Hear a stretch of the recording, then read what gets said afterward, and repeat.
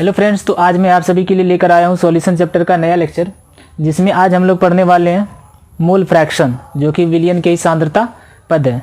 तो चलिए स्टार्ट करते हैं। मोल फ्रैक्शन क्या होता है? इससे पहले मैंने पिछली क्लास में पढ़ाया था कि जो विलियन के सांद्रता पद में मैंने 4 पढ़ा दिया था। एक पढ़ाया था द्रव्यमान प्रतिशत, एक पढ़ाया था आयतन प्रतिशत, दूसरा पढ़ाया था आयतन प्रतिशत और तीसरा पढ़ाया था द्रव्यमान आयतन प्रतिशत और चौथा पढ़ाया था पीपीएम। और आज जो 5वां होगा वो है मोल फ्रैक्शन। तो हम यहाँ पे पढ़ेंगे आज क्या? Mole fraction. मोल फ्रैक्शन इसको बोलते हैं हिंदी में मोल अंश या मोल प्रभाज।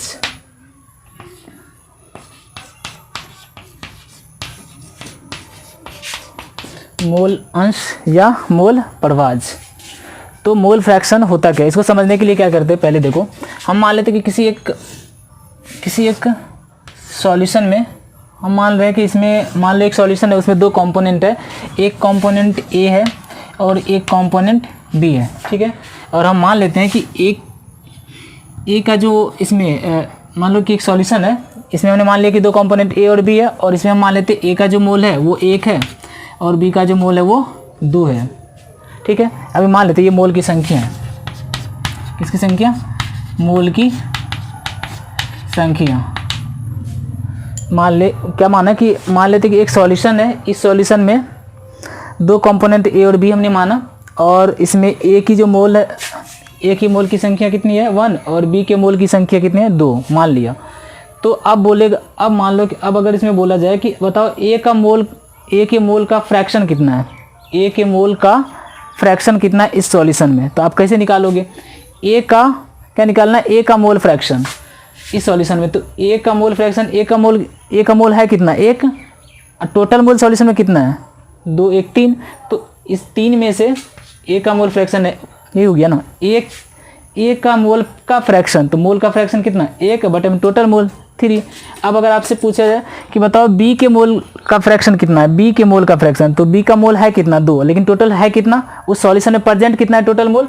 3। तो हमें निकालना है 2/3। ये हो गया ए का मोल का फ्रैक्शन और ये हो गया बी का मोल का फ्रैक्शन। तो ये जो ए के मोल का फ्रैक्शन और बी के मोल का फ्रैक्शन निकाला है, इसको बोला जाता है मोल अंश या मोल प्रभाज।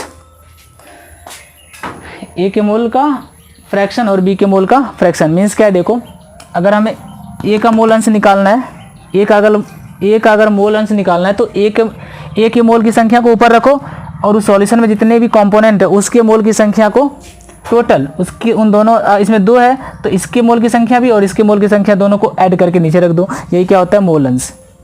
फॉर्मूला बन गया कि अगर हमें ए का मोल अंश निकालना है तो ए के मोल की संख्या ऊपर डिवाइडेड बाय ए की मोल की संख्या प्लस बी के मोल की संख्या। अब अगर हमें बी का मोल अंश निकालना है तो बी के मोल की संख्या को ऊपर रखना है और टोटल मोल की संख्या को क्या करना है? नीचे रख देना है। तो वही होता है कि वही क्या होगा? मोल अंश। और इसे डिनोट किया जाता है, मोल अंश को सूचित करते हैं जीटा से या एक्स से ही मान लो, हम मान लेते हैं एक्स से सूचित कर रहे हैं। किससे? एक्स से। तो पहले मैं इसको डिफाइन कर दे रहा हूँ कि मोल फ्रैक्शन क्या होता है। देखो, जैसे इसमें निकाला गया ना कि किसी विलियन में अगर किसी एक घटक का अगर हमें मोल अंश निकालना है तो उस घटक के मोल की संख्या को ऊपर रखना है और उस विलियन में जितने भी टोटल कंपोनेंट या घटक है उसके मोल की संख्या को नीचे ऐड कर दो, तो वो जो उसका रेशियो निकलेगा वही क्या होगा? मोल अंश। तो इसकी डेफिनेशन है कि विलियन में उपस्थित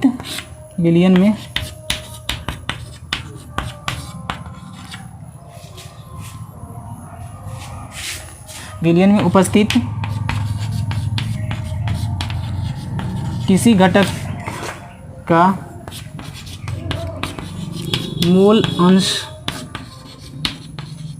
विलियन में उपस्थित किसी घटक का मोल अंश जो होता है उस घटक के मोल की संख्या क्या लिखे? देखो, विलियन में उपस्थित किसी घटक का मोल अंश अगर हमें निकालना है तो उस घटक के मोल की संख्या एवं एवं विलयन में उपस्थित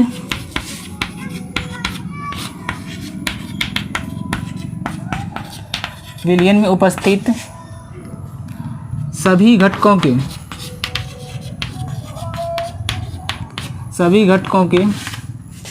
कुल मोल की संख्या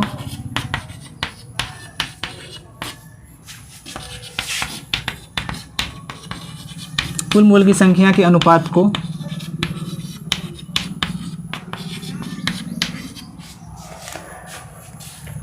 को कहा जाता है। क्या कहा जाता है? मोल अंश। देखो लिखा हुआ है कि विलयन में उपस्थित किसी घटक का मोल अंश उस घटक के मोल की संख्या एवं विलयन में उपस्थित सभी घटकों के कुल मोल की संख्या के अनुपात को मोल अंश कहा जाता है।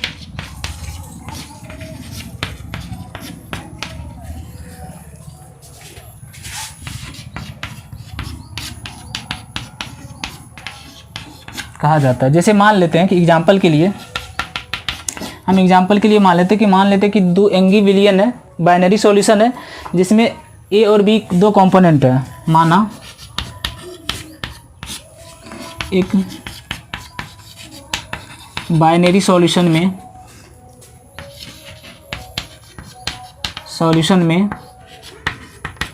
2 अवयव या 2 कंपोनेंट ए एवं बी है जिसकी मोल की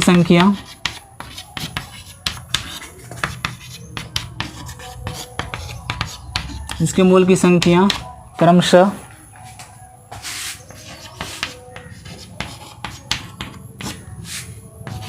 एन ए एवं एन बी है, तब ए का मोल अंश क्या होगा? तो और मोल अंश को डिनोट किससे करते हैं? एक्स से। तो यहाँ पर हो जाएगा, या जीटा से ऐसे करते हैं लेकिन हम लोग बुक में एक्स की तरह ही रहता है तो एक्स ही बोल देते हैं, एक्स ए। क्या है? देखो विलयन में जो उपस्थित किसी भी घटक का अगर मोल अंश निकालना है तो क्या लिखा हुआ है? उस घटक की मोल की संख्या को ऊपर रखना है एवं विलयन में उपस्थित जितने भी घटक होंगे उन सभी घटकों की मोल की संख्या को नीचे रखना है और उन दोनों के अनुपात को क्या बोलेंगे? मोल अंश कहा जाता है, जिसका हमें निकालना है। जैसे अब यहाँ पे हमने मान लिया एक एग्जाम्पल हमने मान लिया कि माना एक बाइनरी सॉल्यूशन में 2 अवयव ए और बी है, ठीक है, और जिसकी मोल की संख्या क्रमशः दे दिया है एन ए एवं एन बी है। तो हमें निकालना है, तब कह रहे हैं कि हमें ए का मोल अंश बताए कितना होगा। तो ए का मोल अंश निकालने के लिए हम क्या बोलते हैं? एक्स ए इक्वल टू क्या होगा? जिसके मोल अंश निकालना है ना, हमें ए का मोल अंश निकालना है तो जिसका भी मोल अंश निकालना है उसके मोल की संख्या को कहाँ रखना है? ऊपर में रखना है। तो हमें देखो ए का मोल अंश निकालना है तो ए के मोल की संख्या को ऊपर रखेंगे, एन ए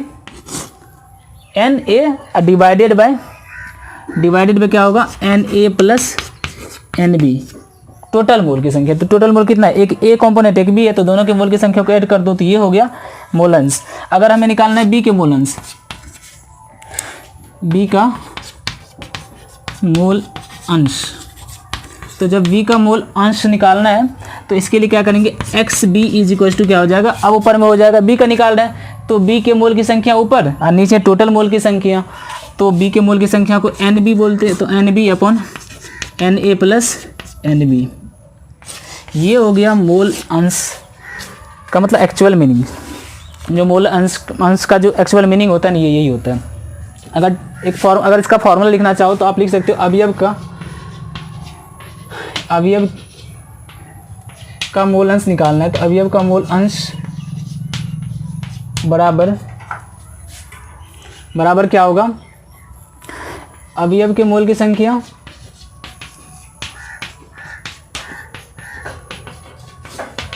संख्या डिवाइडेड बाय विलयन में उपस्थित कुल अवयवों की मोल की संख्या।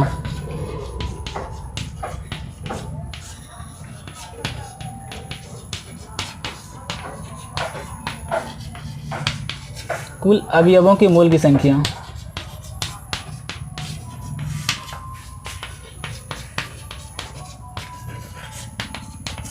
ये इसका एक्चुअल फॉर्मूला है, किसका? मोल प्रभाज्य का या मोल अंश का। ये हो गया इसका फॉर्मूला, ठीक है। समझ में आ गया क्या होता है मोल अंश? मोल अंश जो सिंपली मोल अंश क्या होता है कि अगर 1 बिलियन में 2 कंपोनेंट उपस्थित है तो अगर हमें ए का मोल अंश निकालना है तो ए के मोल की संख्या ऊपर और उसमें नीचे उसके डिवाइडेड बाय टोटल मोल की संख्या जो उस बिलियन में उपस्थित है। तो ए और बी है तो ए के, जैसे हमें यहाँ पे हमने निकाला है ए के मोल की संख्या, ए के मोल अंश निकालना है तो ए के मोल की संख्या को ऊपर और टोटल मोल की संख्या को ऐड करके नीचे रख दिया तो Na + Nb। अब अगर मान लो 3 कंपोनेंट उपस्थित है किसी बिलियन में तो 3 कंपोनेंट का मतलब हो गया सॉल्वेंट तो एक ही होगा और सॉलिड 2 या 2 से अधिक भी हो सकते हैं, लेकिन अगर 3 कंपोनेंट है तो एक सॉल्वेंट होगा और 2 सॉलिड होगा। तो उसके लिए कैसे बनेगा फॉर्मूला? अच्छा एक चीज़ देखो, एक दो चीज़ पहले यहाँ पे इसका जनरल कुछ मतलब इसके बारे में जान लेते हैं जो इंपॉर्टेंट बातें हैं इसकी। क्या है देखो, जो मोल फ्रैक्शन होता है ना ये यूनिट लेस होता है। मोल फ्रैक्शन क्या होता है? Unit less. कैसे देखो, इसका मतलब इसकी कोई यूनिट नहीं होती है, इसकी कोई यूनिट नहीं होती क्योंकि ऊपर भी मोल नीचे भी मोल है तो इसकी कोई यूनिट इसकी कोई यूनिट नहीं होती है, इकाई नहीं होती है, इसकी कोई इकाई नहीं होती है।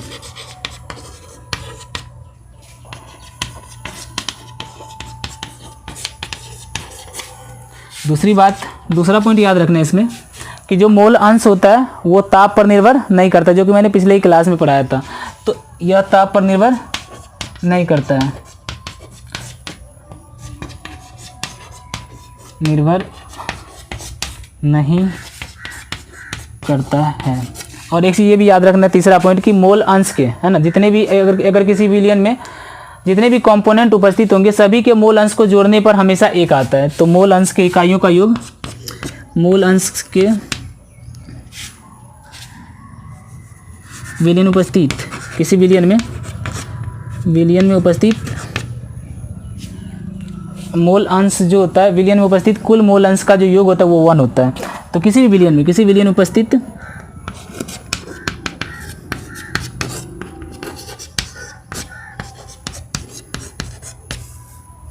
मोल अंशों का योग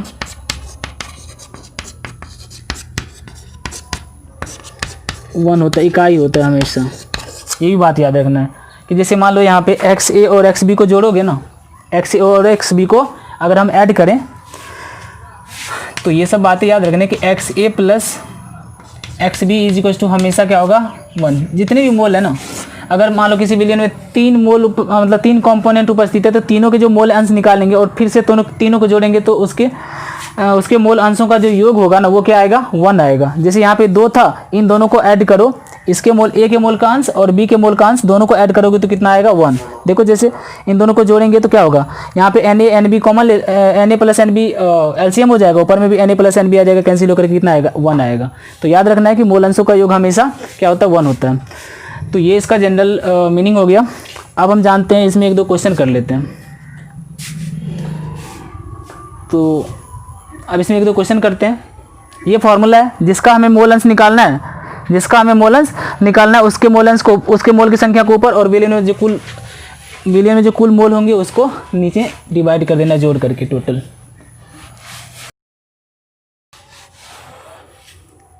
अगर मान लो किसी बिलियन में 3 कंपोनेंट उपस्थित है A, B और C और दे दिया कि इसका जो मोल है वो Na है, इसका जो मोल है वो Nb है और इसका मोल जो है वो Nc है। तो बोलेगा A के मोल का अंश बताएं, A के मोल का अंश या A का मोल अंश बताएं। तो जो A का मोल अंश निकालोगे तो XA होगा, XA बराबर क्या होगा? A का मोल अंश निकालना है तो जिसका मोल अंश निकालना है उसके मोल की संख्या को ऊपर, अभी में जो टोटल मोल है उन सभी को नीचे कर दो तो Na + Nb + Nc ये हो गया A का। अगर B का निकालना है तो XB बराबर क्या होगा? Nb/N क्या है? ये मोल की संख्या है, क्या ये मोल की संख्या, ये मोल की संख्या है और ये घटक है, ये अवयव है किसी बिलियन में प्रेजेंट। तो यहाँ पर अगर B का मोल अंश निकालना है तो B के मोल की संख्या ऊपर और टोटल मोल की संख्या को नीचे रखना है, यानी कि यहाँ पे हो जाएगा फिर से वही Na + Nb + Nc। फिर अगर मान लो ऐसे ही XC का निकालना है, C का मोल अंश निकालना है तो यहाँ पे क्या हो जाएगा? Nc यानी C के मोल की संख्या और नीचे टोटल मोल की संख्या Na + Nb + Nc। अब तीनों को जब जोड़ोगे ना, XA + XB + XC तो कितना आएगा? 1 आएगा, तीनों को जोड़ने पर कितना आएगा 1 आएगा, ठीक है। अच्छा अब देखो हम एक क्वेश्चन दे रहे हैं। पहले क्वेश्चन क्या है, क्वेश्चन है मान लो 63 ग्राम HNO3 और मान लो 54 ग्राम और मान लेते 72 ग्राम H2O, ठीक है। तो दोनों का मोलेंस निकालना है, का मोलेंस ज्ञात करें, का मोलेंस ज्ञात करना है। किसी विलियन में 63 ग्राम HNO3 है और 72 ग्राम H2O है, हमें निकालना है, इन दोनों का मोलेंस ज्ञात करें। तो देखो अब अगर हमें इस 63 ग्राम HNO3 का मोलेंस निकाले तो पहले क्या करते हैं,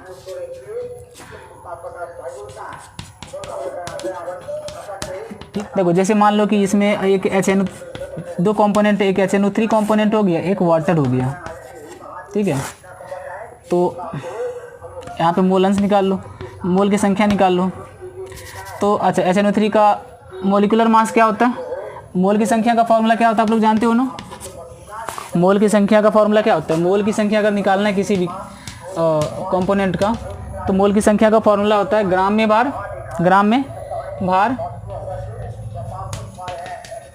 भार बटे अनुभार या मोलर द्रव्यमान, अनुभार, या लिख सकते हो इंग्लिश में नंबर ऑफ मोल्स जो होता है वो क्या होता है, मास अपॉन मोलिकुलर मास, ये फॉर्मूला होता है मोल की संख्या निकालने का, मास अपॉन मोलिकुलर मास। अच्छा अब देखो HNO3 का हमें पहले निकाले थे मोलिकुलर मास, इधर निकालो मोलिकुलर मास, अनुभार जो है मोलिकुलर मास, इसका जो मोलर द्रव्यमान होगा वो कितना होगा, तो HNO3 में एक हाइड्रोजन है, 3 नाइट्रोजन है, एक नाइट्रोजन और 3 ऑक्सीजन है, तो 3 ऑक्सीजन का हो गया 16 3 48, नाइट्रोजन का 14, तो 48 14 62 1 63, तो इसका मोलिकुलर मास हो गया 63 और इसका H2O को कितना दिया हुआ है 72 ग्राम, 72 दिया, सॉरी 72 नहीं, 72 तो ये तो 72 ग्राम तो ये इसका द्रव्यमान है ना, ये मोलर मास निकालना है। तो जिसका मोलर मास होगा H2O का कितना होगा, 2 हाइड्रोजन 1 ऑक्सीजन है, तो 16 2 18। अब देखो इसका जो ग्राम में भार दिया हुआ है कितना दिया है, 63 ग्राम दे दिया है, और इसका कितना दिया है, इसका होता है ग्राम पर मोल, इसका कितना दिया है 72 ग्राम, वाटर कितना दिया है 72 ग्राम। बस अब क्या करते हैं, पहले मोल की संख्या निकाल लो, बस क्या करते हैं अब मोल की संख्या निकाल लेते हैं। तो निकाल लो HNO3 के मोल की संख्या निकालो, तो इसके मोल की संख्या क्या होगी, मोल की संख्या बराबर क्या होता है, ग्राम में भार बटे अनुभार, तो ग्राम में भार कितना दिया हुआ है 63 ग्राम, अनुभार इसका कितना है 63, तो 63 बटे में 63 कितना हो जाएगा 1 मोल, कितना हो गया 1 मोल। अच्छा इसका निकालो, इसका भी ग्राम में भार बटे अनुभार, तो ग्राम में भार 72 बटे 18 कितना हो गया 4 मोल, वाटर का हो गया 4 मोल। अब हमें निकालना है मोलेंस प्रत्येक का, दोनों का, तो HNO3 का मोलेंस निकालना है, तो HNO3 का मोल अंश तो क्या होगा XHNO3 बराबर, जिसका मोल अंश निकालना है उसके मोल की संख्या को ऊपर रखो, तो इसके मोल की संख्या कितनी है 1, अब बटे में क्या है टोटल मोल, तो टोटल मोल में एक ये और एक ये है, तो 1 + 4, तो ये हो गया 1/5। अब जिसे हमें निकालना है किसका, वाटर का, तो H2O का मोल, H2O का मोल अंश, H2O का मोल अंश, तो H2O का मोल अंश कितना होगा, तो जिसका मोल अंश निकालना होता है उसके मोल की संख्या को ऊपर रखना है, तो इसका है 4 अपॉन टोटल कितना है 4 1 5, यही हो गया आंसर। इसको आप दूसरे तरीक़े से भी निकाल सकते हो, कैसे, क्योंकि इसके मोल की संख्या और इसके मोल की संख्या को ऐड करने पर कितना आता है 1, XHNO3 प्लस XH2O = कितना आता है 1, हमें ये निकला हुआ है, तो इसका हम आराम से निकाल सकते हैं। वाटर का मोल अंश कैसे निकालेंगे, 1 में से इसको सब्ट्रैक्ट कर देंगे, किसके HNO3 के मोल फ्रैक्शन को, तो HNO3 का मोल फ्रैक्शन कितना है 1/5, तो यहाँ पे 1/5 रखोगे तो कितना आ जाएगा 4/4 5, तो आप ऐसे भी निकाल सकते हो। तो ये तो था पहला क्वेश्चन। अब दूसरा क्वेश्चन करते हैं।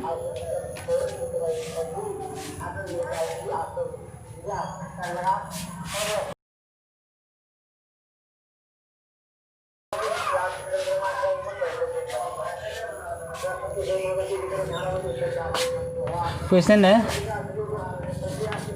Ethyl alcohol C2H5OH ethyl alcohol के मोल अंश की गणना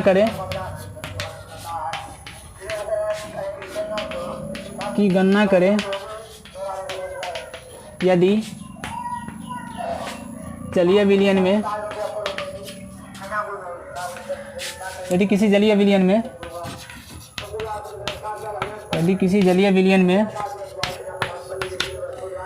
C2H5OH का 46% वेट बाय वेट द्रव्यमान उपस्थित हो।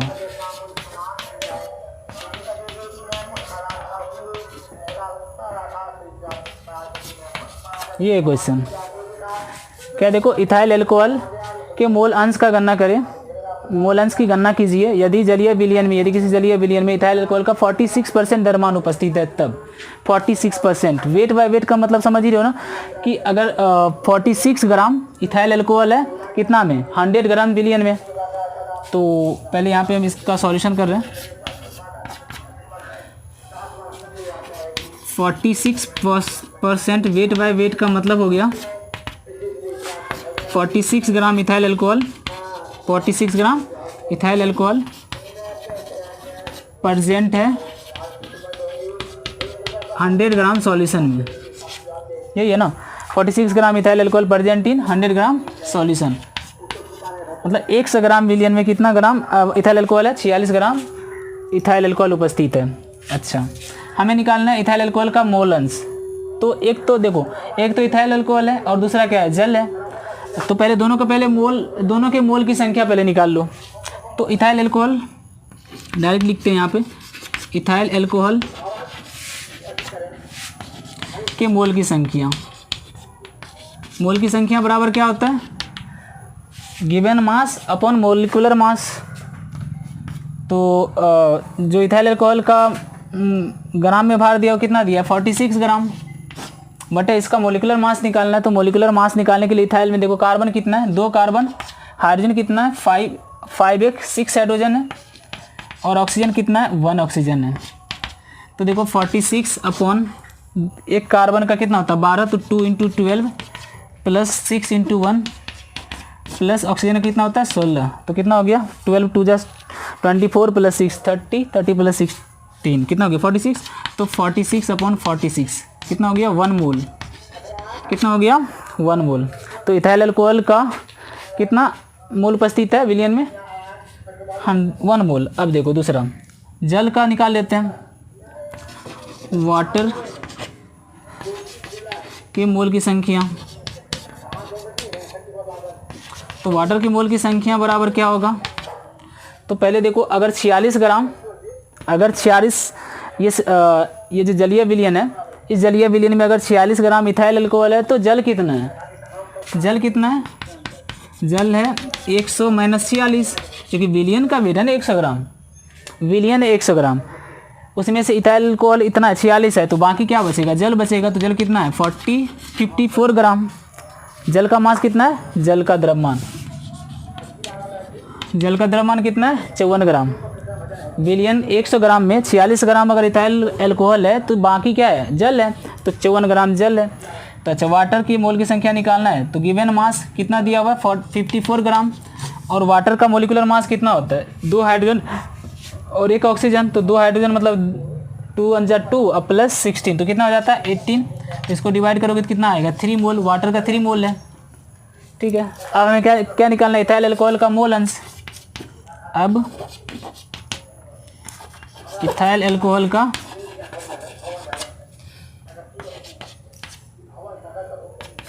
मोल अंश, तो इथाइल अल्कोहल का मोल अंश कितना होगा, X of C2H5OH। जिसका मोल अंश निकालना है उसके मोल की संख्या को ऊपर रखो। तो इसके मोल की संख्या इथाइल अल्कोहल की मोल कितनी है 1 है, और टोटल मोल कितना होगा इथाइल अल्कोहल के मोल और जल के मोल, तो 1 + 3 ये होगा ना। यहाँ फार्मूला चलो लिख देते हैं। मोल किसके पहले इथाइल अल्कोहल के मोल C2H5OH upon NC2H5OH plus N किसका H2O, मतलब वाटर के मोल की संख्या और इथाइल अल्कोहल के मोल की संख्या। तो इथाइल अल्कोहल के मोल की संख्या 1 है और यहाँ पे नीचे 1 + 3 तो कितना हो गया 1/4। ये हो गया किसका इथाइल अल्कोहल का मोल अंश। अगर अब इसी में रहेगा वाटर का मोल अंश निकालना, तो वाटर का मोल अंश कैसे निकालोगे, सिंपल सा 1 में से घटा देना है, क्योंकि पता है कि वाटर के मोल अंश और इथाइल अल्कोहल के मोल अंश को अगर हम जोड़ेंगे तो कितना आएगा 1 आएगा। तो दोनों को जोड़ने पर अगर 1 आता है तो एक का मोल अंश अगर दिया है तो दूसरे का क्या करेंगे 1 में से घटा देना है। तो 1 - 1/4 तो कितना आ जाएगा 3/4। अब इन दोनों को जोड़ करके देखोगे तो 1 ही आएगा। तो ये क्वेश्चन था। एक और क्वेश्चन कर लेते हैं।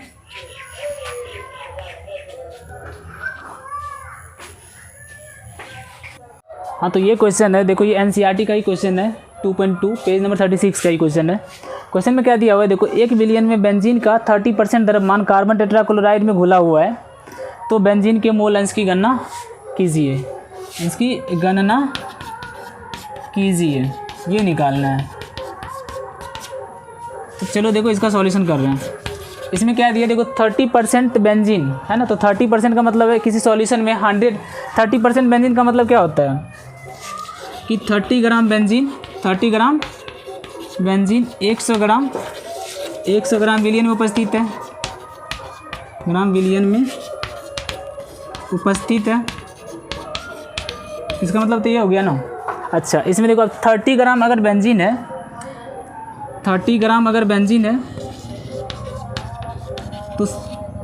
तो बाकी ये जो कार्बन टेट्राक्लोराइड वो कितना होगा 70 ग्राम।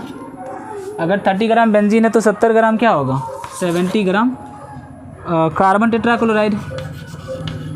कार्बन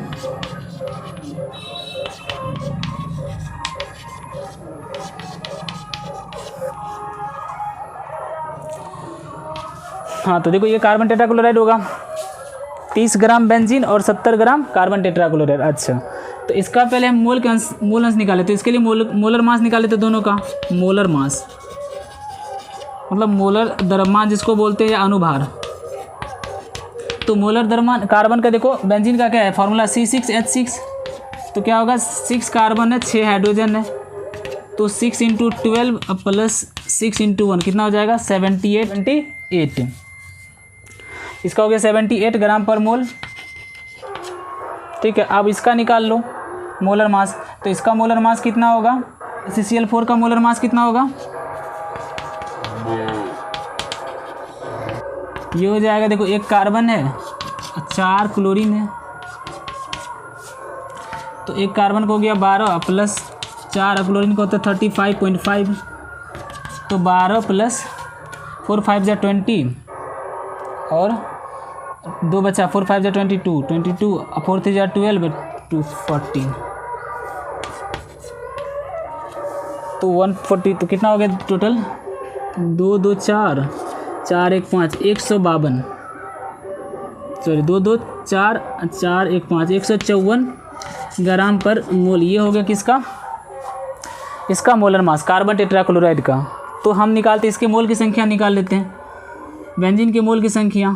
तो बेंजीन की मोल की संख्या को डिनोट करते हैं N से, तो NC6H6। तो बेंजीन की मोल की संख्या निकालने के लिए क्या करेंगे, बेंजीन के ग्राम में भार 30 बटे इसका अनुभार कितना है 70, दोनों को डिवाइड कर दो। तो दोनों को डिवाइड करने पर जो आएगा वो कितना आता है 0.38, ये आएगा 0.384 मोल, इतना आएगा। ठीक है, और इसका निकाल लो कार्बन टेट्राक्लोराइड का CCl4, तो इसका कितना होगा, ग्राम में भार कितना दिया 70 बटे में 154, इसको डिवाइड करो कितना है, इसको डिवाइड करने पाएगा 0.454।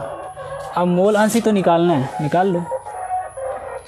बेंजीन का मोल अंश, बेंजीन का मोल अंश, तो XC6H6। बेंजीन का मोल अंश निकालने के लिए क्या करेंगे, बेंजीन के मोल की संख्या के ऊपर, तो बेंजीन के मोल की संख्या कितना है 0.384, बटे में टोटल मोल की संख्या, इसके मोल की संख्या और इसके मोल की संख्या को ऐड कर दो, तो 0.384 अब प्लस 0.454454, इसको ऐड करो तो 0.384 बटे में हो जाएगा 4 4 8 8 5 13 4 3 7 1 8 0.838। इसको डिवाइड करने पे आएगा,